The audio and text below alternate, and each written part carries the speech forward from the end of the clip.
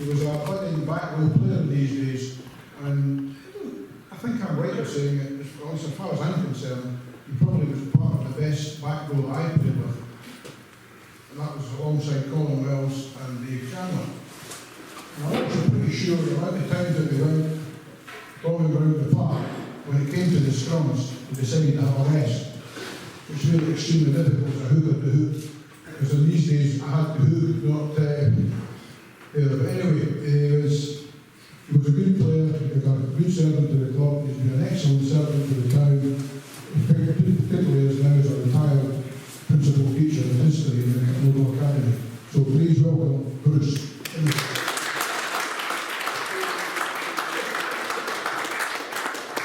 Well, good morning, lady and gentlemen, my fellow athletes. I think there's maybe 6 good legs between them. All the rest have had intrusions and insertions. Companion lovers of rugby and of this club, which began life 51 years and 3 months ago. On November 17th, 1970, on the very same day when the Russians landed a remote-controlled vehicle on the moon. When the 10-shilling note ceased to be legal tender and Miss World beauty pageant in London was disrupted by women's liberation protesters. You must remember when Dolly Parton burned her bra in sympathy, and it took the fire brigade 4 days to put it out. Celebrating that half-century of this club's existence was curtailed, of course, by the pandemic and those dreadful lockdown days when Hector started to drink experimental cocktails, mixed from whatever random booze he could find in the house. He called them quarantinis. Discovered that Southern Comfort, limoncello and Ribena made an interesting combination and kept his spirits up during those days of incarceration. But joking apart, those dark days of the disease were grim, and the rugby celebration dinner date changed several times, which made it difficult for us original players to keep track and remember when it was actually going to happen, me included. For we are now all collecting our pensions, and at the time in our lives when Hector told me the other day he can hide his own Easter eggs without much trouble in ever finding them again. And I will hark back to those early days later. My own love of rugby began at North Berwick High School. You played no football. It was cricket in the summer and rugby in the winter and nothing else. My PE teacher for all the time I was there was Mr. McAlpine. When I began playing for the North Berwick senior team, I would meet him at the bar after the game and he would say, "Call me John." I never could. Try as I might, he was always Mr. McAlpine. You find that with your own teachers, you can never give them a Christian name. A man who instilled discipline with a sharp tongue, honed from being an instructor in the Royal Air Force during and after the war, and with the frequent use of the slipper, which was actually, humiliatingly, your own gym shoe, ceremonially removed, handed to him and applied liberally across the backside. How could I possibly call that man at the bar John when he had scalped my arse on several occasions? Mr. McAlpine had nicknames for everyone. You could never remember your real name. A corpulent lad was called Podge. A boy who had a weak leg following a bout of polio was Lumpin' Loader. One lad with a loud voice was Foghorn. And there was one boy he called Vaseline. It took me ages to work out why, until it dawned on me his real name was Willie Burns. I once took in a sick note asking to be excused PE on account of a nasty infection I had picked up chasing girls round the back of North Berwick Law. The infection was the result of a barbed wire scratch, not from catching the girls. But from then on he called me Boyles. Brucey Boyles. But McAlpine could teach rugby the old way. Accelerate in and tackle low and hard. If you can't rip the ball from a ruck, punch the ball hard from underneath. If an opposition player is lying on the ball, ruck him out. It all provided lessons for life, core values, and several battle scars. And as for rugby codes at lineouts, scrums, open play, he'd never heard of them. None of us had. Haven't things changed? I confess I do find it hard work to keep up with everything that's going on in the laws these days. If only I could keep up with them. Apparently there have been 350 modifications to rugby laws since the year I started playing in 1959. 350 changes. Later perhaps some of you out there can enlighten me as to some of the new regulations. The 50-22 law, the regulations concerning a pre-bound pod, a lower limb clear-out, and what about latching, caterpillaring, and a hooker's break leg? I know you've broken a leg, Bert, but did you ever have a break leg? And who's to blame when a scrum collapses? If you ask me, they should just play rock, paper, scissors when it falls and see who wins. And incidentally, I wasn't very keen on Luke Pearce in the Exeter against Leicester game yesterday. Inconsistency personified. Wearing my historical hat, I often try to imagine William Webb Ellis trying to follow a game these days. What would he make of it all? My rugby training continued under the mentorship of an off-Berwick second row forward, the formidable, legendary Rundle Cunningham, whose ample arse I packed behind as wing forward. I was a wily flanker, and please don't spoonerise that. Rundle, who was the one who, once emerging from a ruck, spat out a piece of earlobe. His favourite sayings were, "You've got to get your tackle in early, even if it's late." And if you can't take a punch, then take up ping pong. I loved my North Berwick days, especially our biannual trip to Wales. And when back at my birthplace, I still meet up with some of the lads I travelled and played with.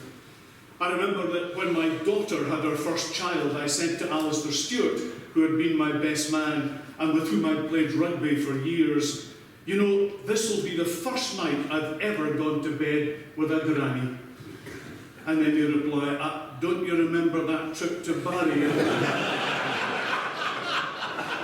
1966, how the memories hark back.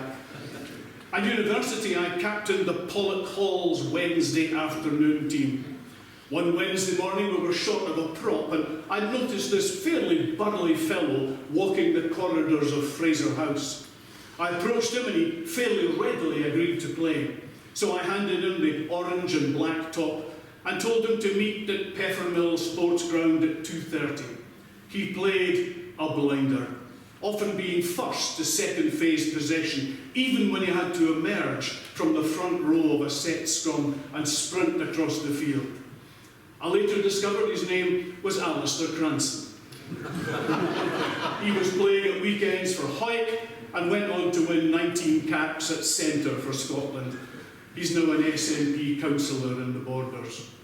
Another useful-looking Pollock Hall inmate was a very dark-skinned African lad called William. That's all I knew about him.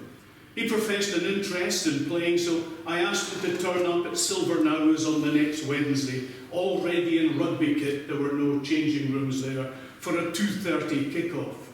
With 2 minutes to go, with the teams getting lined up on the pitch, there was no sign of William, until a huge black limousine drew up. 2 burly bodyguards emerged, one holding the door open for William to trot out, fully kitted and booted, straight on to the park. It turned out later his name was William Tubman, son of the President of Liberia, with a permanent bodyguard. The people I've met through rugby, and it is people like you that make a club. Often they have to be larger-than-life characters, go-ahead folk, charismatic, thrawing, often eccentric. And this club has had its fair share. People from the very early days of the organisation, from when the club first came into existence. People like Cecil Kerr, Charlie Pumphrey, John Cotton, Schomburgh Ponsonby, Mike Williams, that large, lumbering Welshman. I remember him chairing a rugby dinner before his very early demise, terribly sad. He told the story of 3 captured soldiers facing the prospect of being shot and being granted one last wish.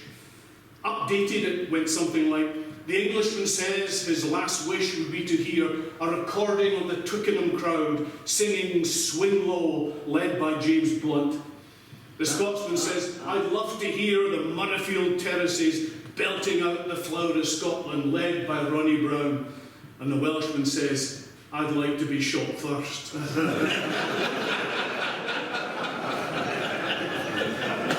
Remember Mike Williams' joke. Then there was Ian Donaldson, who once set my blood racing by asking if I'd like to entertain a French hooker for a weekend. Turned out he was number 2 from Guyancourt. And who remembers Alfie Nicholson, our Herman Munster lookalike, and the amazing Wallace Lockhart? Have you come across his grandson, who is now appearing on BBC television as a reporter, calling himself David Wallace Lockhart?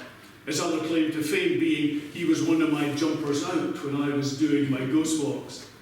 And then there was Tom Berridge, who was never heard to say a bad word against any player, or a good word for any referee. And our own Bert Lawson, so old he can remember when Long John Silver had both his legs and carried an egg on his shoulder.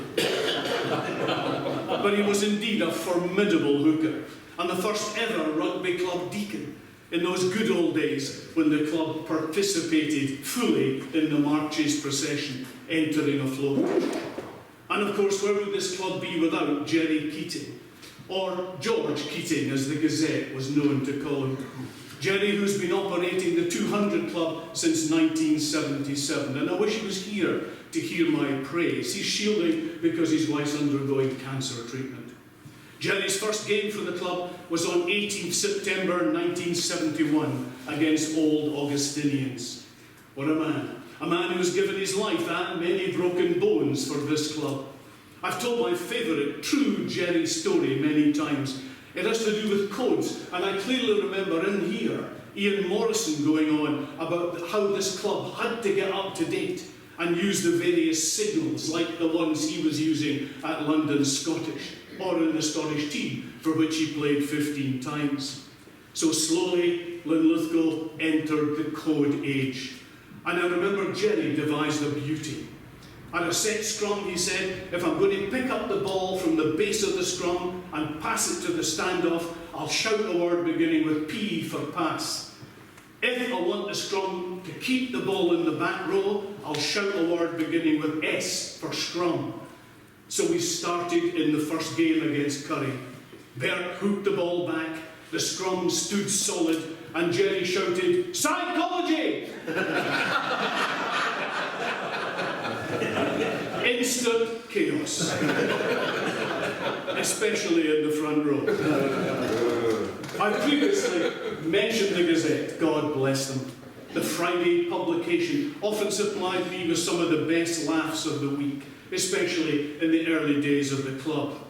And I quote, Dave Turner scored an excellent try against Portobello after a dashing sprint of 3 feet.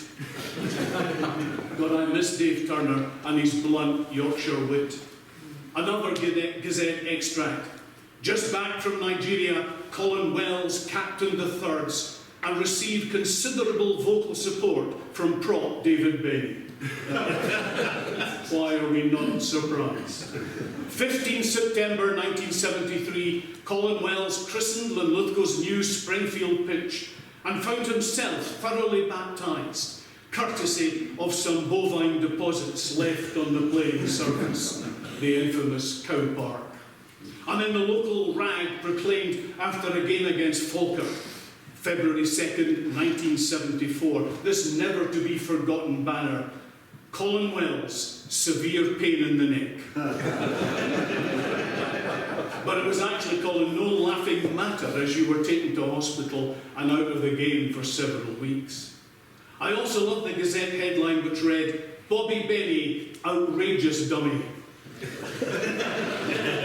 No disagreement there. December the 9th, 1978. The article went on to say, Bobby shimmied throughout the game against Broughton, selling one particularly outrageous dummy which confused everyone, even Bobby himself, as he was over the try line at the time. I have my own particular reminiscence of Bobby when I watched him deliver a particularly effective crash tackle on an individual who, when he got his breath back, sat up and muttered, "Are you trying to kill me?" Bobby replied, "Well, given my job, that would be a bonus." My favourite Bobby Benny personal experience was when I was standing outside Taste in the High Street when the hearse drove by. The two lads, looking old boys, took off their caps and bowed their heads. And I said, "Oh, that's so nice. Who is dead?" And one of them said, "I think it's the one in the box." Bobby Benny, another great character, who will never forget his "I did it my way" at the 2009 Marches finale. He's been on at me recently about joining his Christmas club, saying he'll get me a good deal in an old coffin.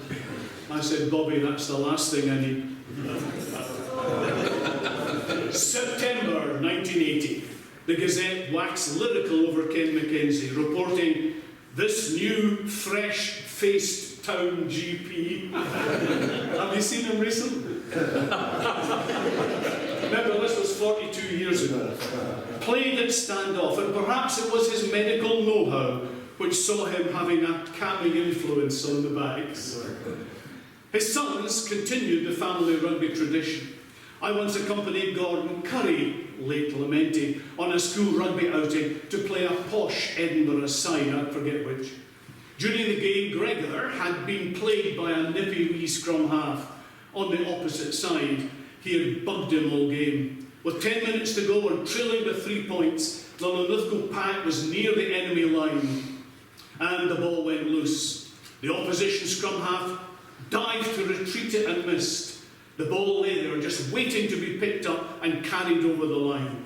Gregor could have done that, or he could have kicked his opposite number up the arse. You guessed. Gregor was sent off. Later, Gordon and I respectfully approached the referee and asked for his forbearance. "Can you put in a mitigating report?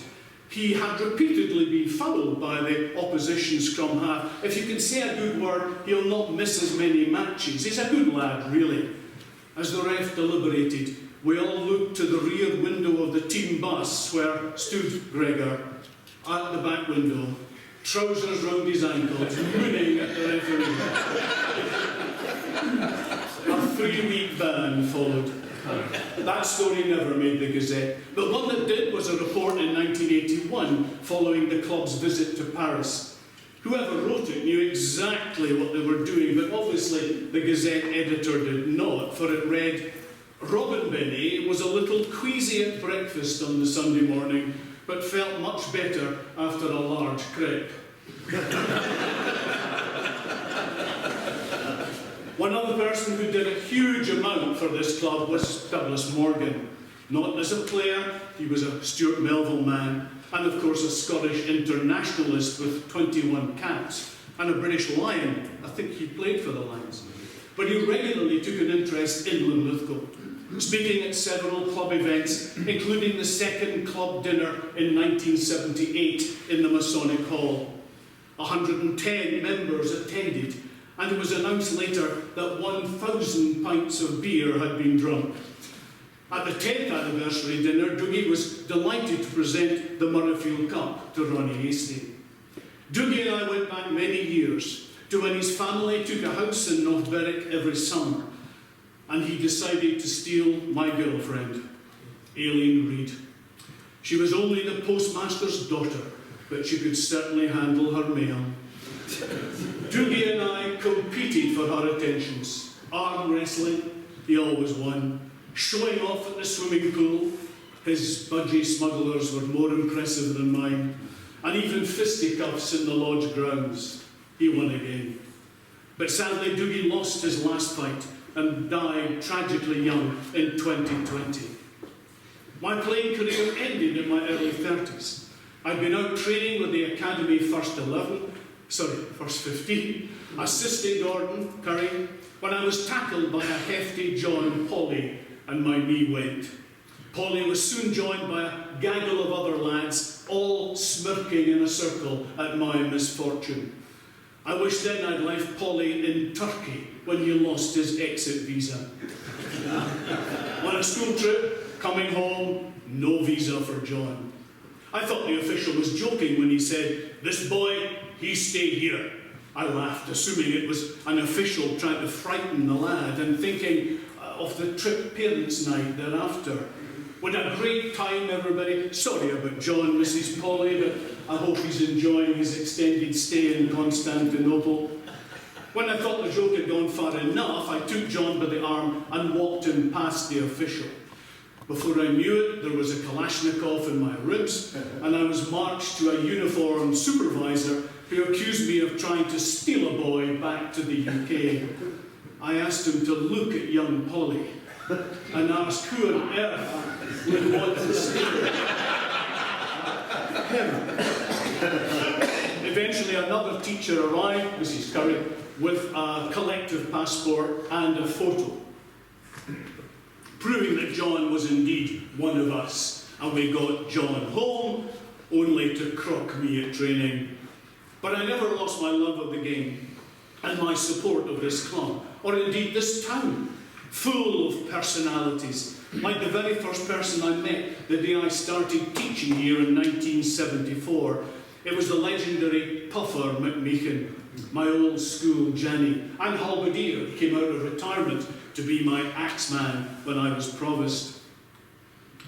I was walking into the academy, first time ever, and saw Puffer sweeping up leaves outside the front entrance, where there is always a vortex. Just as he would collect a pile, a whirlwind would disperse his handiwork, and he'd have to begin again.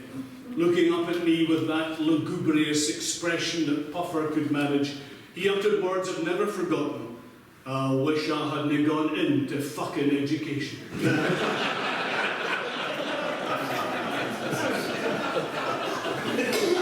My memories of school are too many to mention here. Let me hark back to just one story. It was my last year as provost, 2005, a deacon's night in June. I had made 10 speeches and drunk 10 whiskies. John Barleycorn was buzzing in my napple as on that balmy June evening I walked past Health and Happiness. Was there ever such a fallacious name for any drinking establishment? Outside was a crowd of drinkers, mostly former pupils, some present pupils, smoking and drinking. Brazenly I walked past and set off down Capston's Walk.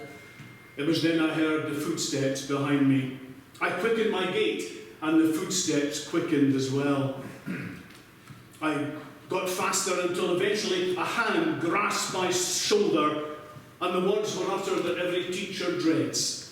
"Do you remember me?" "It's John, isn't it?" I said. I didn't remember you, John. "Did you notice when you walked past Health and Happiness there was a silence?" I replied I had spotted that quietness. "Ah, but did you notice that nobody shouted, 'Fuck off, Mr. Jameson'?" I again replied in the affirmative. My interpreter went back and said to me, "Mr. Jameson, that is true respect." In my days of teaching pupils, generally, they did show respect for their teachers, or certainly to me. But pupils are different today, even the girls. I spoke recently to the present school nurse, who now runs a lunchtime morning after clinic, where girls who have unprotected sex go for advice and the morning after pill. The school nurse said to me that she'd said to this girl who was with her for the third time, "You know, there are things you can do without going the full way." She said, okay, we've tried it all. We've tried shrimping." And the school nurse said, "Shrimping? You can, but he brings you off under the table with his big toe." I went back and the past lady provost took one look at me and said, I'm not catching athletes fanny of you.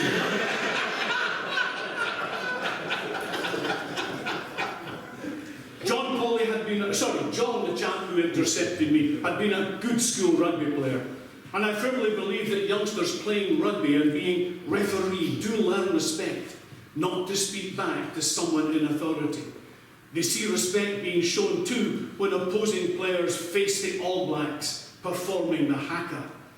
The 1989 All Blacks were among the most fearsome touring sides ever to visit these shores, containing the likes of Wayne Shelford, Richard Lowe, Sean Fitzpatrick and Steve McDowell.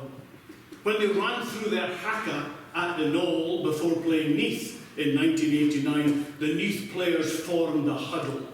Prop Jeremy Pugh then started to counter the Maori chant by singing loudly, "Men of Harlech," only to be silenced by hooker Kevin McPhillips telling him, "Shut up, Jerry.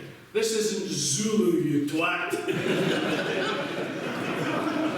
I'm always gratified to see respect still being shown on the rugby field, or it's 10 metres further on. Very few players argue with the referee, even when being sent off. My daughter lives near Exeter, and whenever I'm down, I attend a game at Sandy Park. And yes, I do possess a red Indian headdress, soon to be consigned to the bin, however, as Exeter is now to be a group of Iron Age chieftains. I'll need some kind of metal helmet. I'm a member of Exeter Rugby Club, and recently after a match, round a big table, I spoke with Rob Baxter. He's great for that. He will come back to the wigwam. That'll need to be changed as well, the big tent that we congregate in. A man who I watched playing, and a very handy flanker he was, now director of rugby at Exeter. He spent some time bemoaning the fact that one of his staff had put a stopwatch on the game we had just watched, and he calculated the ball had been in play for 35 of the 80 minutes. And as for the new health and safety laws, those rules which ruined the Wales-Italy game, Baxter, while admitting that injuries had to be kept to a minimum, thought that a mamby-pamby approach to a hard contact sport had gone too far. And he went on to say that often slow-motion replay made the offence look so much worse. There has to be a middle way. At the heart of rugby is a unique ethos which it has retained over the years. Not only is the game played to the law, but within the spirit of the law. And for 50 years, that is what this club has done. With their admin team and coaching squad, they have consistently instilled in their players and supporters that through discipline, control and mutual respect, a fellowship and a sense of fair play has been forged, defining rugby as the game it is, the game I love, the game you love. Let me end with another true story. The year after I'd been accosted by the former pupil, drinking in health and happiness, another Deacon's night ensued. Another beautiful June evening. And as I walked home, again inspired by John Barleycorn, I saw the same lad sitting at the same table outside the same pub. This time to be sociable, remembering how I had been questioning the year before, I decided to join him at his table. And I sat down, and on it were a dozen empty beer bottles and a dozen fag ends. The teacher came out in me, and I heard myself saying, "John, you're doing yourself no favours, drinking and smoking like that. You were a fit rugby player. You'll die an early death." He looked at me long and hard and said, "Mr. Jameson, my father and grandfather lived into their 90s. And did they drink and smoke a lot too?" I asked. "Aye, they did. But more importantly, Mr. Jameson, they minded their own bloody business." Thank you for showing me respect and for allowing me to mind my business. Thank you very much.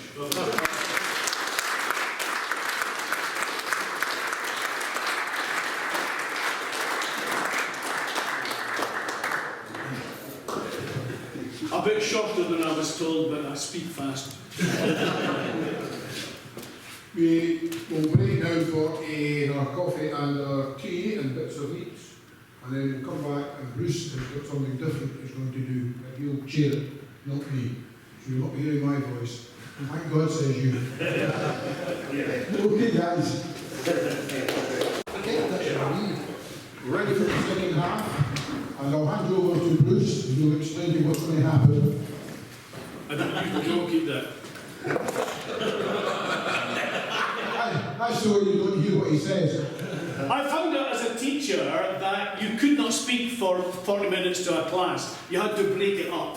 So what I thought I'd do is giving you a little bit of stimulation and then ask if you have any memories. Sitting at this one table, a couple came up already, of early days in the club or your most favourite try, and we'll come back to Colin Wells in a minute. But I got a good story from Jack Noel, so let me start you off with the kind of thing I'm looking for. He also comes down to the Wigwam, lovely man, covered in tattoos, the Exeter and England winger. He had just played against Sale, and he was in the executive suite there when an Exeter player's wife, somewhat merry, accosted Jean-Pierre Duprez, how do you call it, the tallest player in the Premier Division, standing at 6 foot 11 inches. She came up halfway and she stared fixedly at one part of his anatomy, which was closest to her eyes. And she mumbled, "Well, you're a big boy. Tell me, are you built in proportion all over?" In his clipped Afrikaans tones, which I can't do, he replied, "Madam, if I was built in proportion, I'd be 12 foot 10 inches. It's the kindest story of all. I remember Dave Turner, this is a true story, a much lamented Yorkshireman, saying after a match in which he had thrown himself about with even more abandon than was Dave's wont, at considerable risk to his anatomy, he said, "I do not know the meaning of fear." "I," said the person he was talking to, "in fact, Dave, let's be frank, there are a million other words you didn't ken the meaning of." Colin Wells' best try. Here's what I think you might say, Colin, but you'll tell us differently. 12th October 1974. Can you cast your mind back that far? To quote Bill Berridge's match report, the highlight was a glorious reverse pass from a diagonal run by scrum half Jameson to Colin Wells, who scored under the post and celebrated in his inimitable style. Any stories? Maybe start with Tom, who has a memory of Dougie Morgan, who I did not know was his best pal at school. Can you project with the mic? Just tell us what you remember about Dougie from school. He was a small, weedy...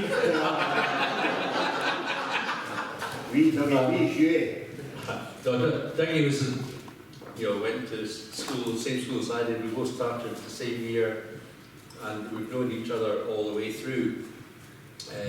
So obviously watched his well, I played with him at school with FP Rugby, and we've kept up with him quite a lot.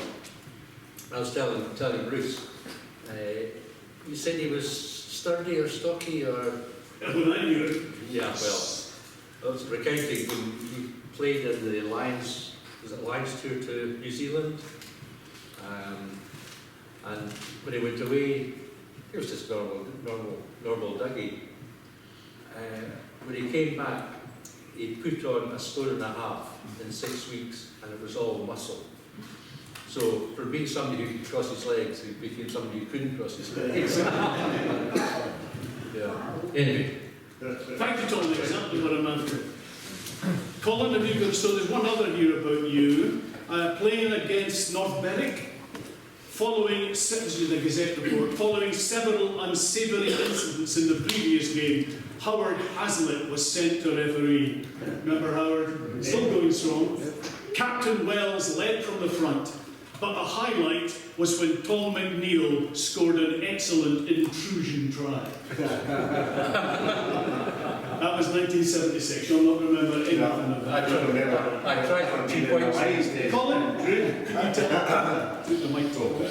I mean, most of you'll know, you lamented John Polly earlier on, and one of my treasured memories is the way back at Springfield, in the old cow park, which was laid out originally by Bob Cowser and I when we joined the club, because we declined to play rugby at Bog Hall because playing back row, as soon as you broke from the scrum, you were in touch. And I thought, I've got to miss this. We need somewhere where we've got a full wind pit. Anyway, there was one day there, Ian Polly was not renowned for his classical. He knew everything about rugby, he condemned everybody, and he was very pointed about who played well and who didn't. But playing with Ian, there was this incident one day when playing away from the main road, the ball had broken. I looked up and I saw Polly running down the wing, didn't have the ball at that stage, and then he was passed the ball by somebody, which I can't remember. But I just stood there and thought, oh no, not Ian Polly, he's going to score a try. If you see him to this day, he will tell you the full story of that try. It's more exaggerated than I said. Bert, you were going to say something about the original cricket club? I've got one story that always sticks in my mind. As most of you know, we used the Bog Hall and we used the cricket club facilities after the match. And in the early 70s, obviously, we had no money as usual. And we ran just about every fortnight. We had some functions in the cricket club. And at that time, in the early days, we had Bill Baxter, who was not quite as well known as his wars. And we decided to build a stage for him. So we got some pallets. When he arrived, we hadn't realised he was over 6 feet. And if he got on the stage, he would hit still in his head. So when he appeared, his opening remarks was, "Thank you very much for inviting me to your gang hut." And the gang hut stood, and it's still known this day to these guys as the gang hut. I wonder if Paul has anything to tell us. Give him the mic, he's a teacher. No, I don't need the mic. Paul, do you remember your debut, your first ever game for the club on the 23rd of October 1976 against Grangemouth when you scored 2 tries? It must have been only 2 tries. What I do remember, you were talking about Ian Polly. One of the few times I played with Ian, and it was on the cow park, and he turned up in a all-white strip, white shorts, white top, white socks, and he played the whole game, and he came off the pitch in white socks.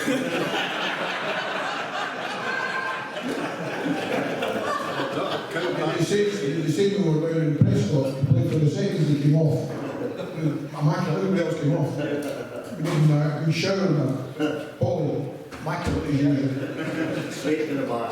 I wonder who about any of the characters that I mentioned or others. I've got a report from the Gazette here. I think it's 1974. Ronnie Hastie broke his clavicle in November, but was back playing the following January. What a fast healer he was. And in that game, the team's rough edges, Gazette report, were overly criticised by a certain gentleman on the touchline who made over-strenuous use of his vocal cords, unsettling the team. There was never a name mentioned. Who would that be? Ian Gibson. Or his brother. You want to tell us the Jack Gomersall story? Sure, this is back in the day when we used to congregate at round the cross on the Saturday before we went to the games, causing all sorts of havoc for people trying to walk about. There's been 100 bodies hanging about waiting for a lift, you know, to being the boys who had cars at the time for the use of lift thing. So Jerry comes up and he says to me, "Hi, on," he says, "I'd like to introduce you to this new standoff I've got, Ken, good player and that, and his name's Jack Gomersall." And I said, he turned to me and I said, "Aye, I know him." I says, "The bastard sacked me for my work on Thursday." I worked at Brookside, it's called Brookside at the time, it's Brookfield now, which is the metal factory just out the road there. And Brookside, he came to Liverpool, that's where the main watch was. I don't know if that's the main travelling up with it, but this was Jack was up to the way, cut the staff, you know, so. And of course, his son went over to play for England, didn't he? Gummersall. Oh, that's Scrum half. He played a couple of games for England. Yeah. Scrum half. Yeah. But at the end of the day, I had to thank him because my job at Brookside at the time was melting down old lead in this big crucible, an open crucible. And I would fling the lead out and go to this molten lead and spit back in it.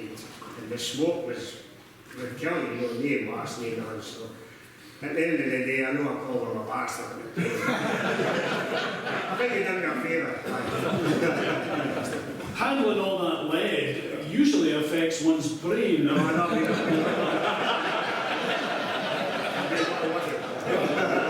No effect whatsoever. Absolutely. Any more memories? I came across quite a lot of references to the club taking part in the pram race, which I just remember. Anybody remember the pram race? Yes, You put somebody in a pram and you race them along the high street. Sure, imagine it, had to push them along the high street. They stop at the Half pint. Oh, you had to drink half a pint at each pub along the way. Can you drink at Green King pubs now? I think that leaves 2. Black Bats, can't you look at Black Bats? Trip to Fylde, organised by Clem Hill. Honk of the Toon Award went to David Porteous. What was all that about? Colin, you looking guilty? No, I wasn't there. If you were there, you wouldn't remember it. Is that the one when the bus driver lost the bus?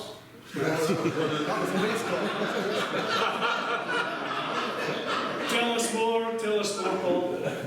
Aye, I think we went down to Fylde and the bus driver had far too much to drink, and next morning he couldn't remember where he'd parked his bus. That's we played in the Fylde Sevens, didn't we? In between that, he was chasing the chambermaids around the hotel. All he had was his screams. And when Michael Williams was squaring up the bill, the hotel manager said, "Well, you're welcome back anytime, you and your club, but not the driver." I mentioned a lot of people, and I think Bert deserves a hell of a lot of credit for organising this memory. As you can see, it has done exactly today what it was meant to do and bring back memories. And I think there's one more coming. Harry. I was just wondering, we spoke about meeting at the cross. It reminded me of when I first joined the club in '79. At that time, again, we met at the cross. I phoned up to John Gilbray to say, "Yeah, game sort of stuff, Well, he says, "Well, the Thurns are looking for a hooker on Saturday." He says, just turn up at the cross, report to the captain, a guy called Alan Sproston, the big Sproston. So he says, I said, "How will I know him?" He says, "You'll hear him before you see him." He says, "A big guy." He says, "But be careful." He says, "He's got a big thumb with hair sticking out the end of his thumb." But he's really quite touchy about it, so don't on about that either. So I woke up here, this big guy Alan, his hair was quite a good see. I said, "Well, that must be the guy." So I walked up, I said, "I'm the hooker for the day." He put his hand out. I said, "Oh, for fuck's sake!"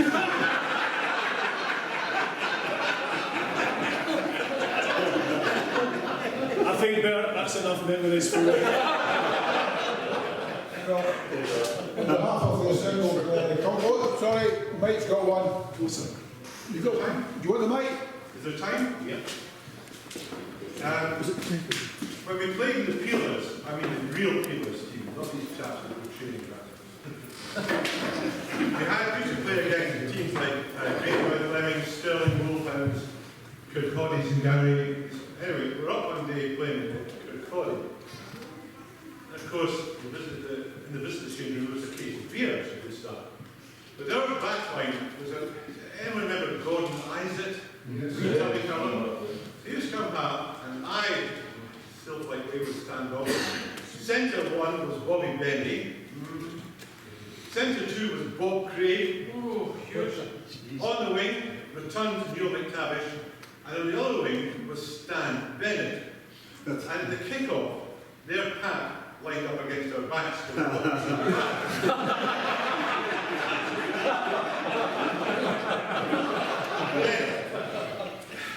By some chance, because it didn't often happen, we scored what was referred to as one of those try things. Because we went to McTavish had lined up underneath the post and scored this.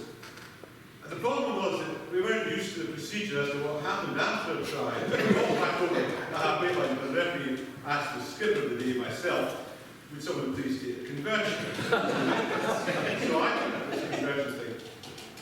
And Kirkcaldy, the whole team, they made up the number that day. They had a spotty youth who was very sort of enthusiastic. And had the nerve to charge my conversion. Now the ball at the point of leave my foot was going well underneath the bar. But this little youth powered over the top of the bar. Conversion. Well, the very truth was needed as to how much of a backslider I really am. And I got back here for more beer. Someone said, how did you go today? Oh, quite well. Did you get on the score sheet? I said, well, of course I did. But I'm backslider. Anyway, the other thing I was really trying to remember, I was saying to Ken earlier, he was talking about the spirit of the game. There's a certain person, when we were around the Peelers, and this is definitely no names, and not even chatting about show, who on a Saturday morning phoned me up and said, Skipper, I can't play today. I said, you can't call off on a Saturday morning. You can't leave him the lips. No excuse will do. Sorry, can't play. For God's sake, what reason have you got? He said, well, actually, I'm in Livingston, Nick and I'll be helped over to Monday. I said, well, hold a second. He said, well, I can't hold a second. I'm only allowed one phone call.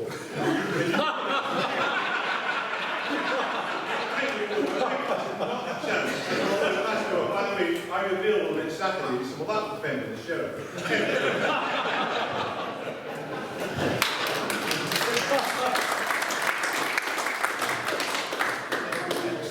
Well, I'll start again on behalf of the Assembly. I would like to thank Bruce for sharing it and telling us some wonderful stories.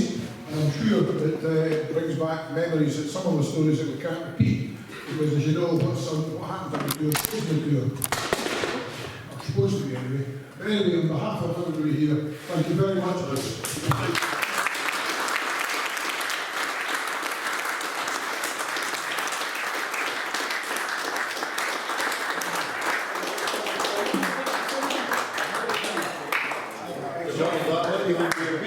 You're not going to need a contact.